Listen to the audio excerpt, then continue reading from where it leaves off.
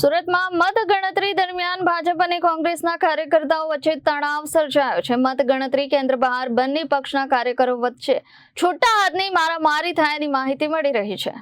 સુરતમાં મતગણતરી કેન્દ્ર બહાર અચાનક વાતાવરણ તંગ બન્યું હતું। ભાજપ અને કોંગ્રેસના કાર્યકર્તાઓ આમને સામને આવી જતા મામલો ઉગ્ર બન્યો હતો અને છૂટા હાથની મારામારી થઈ હતી।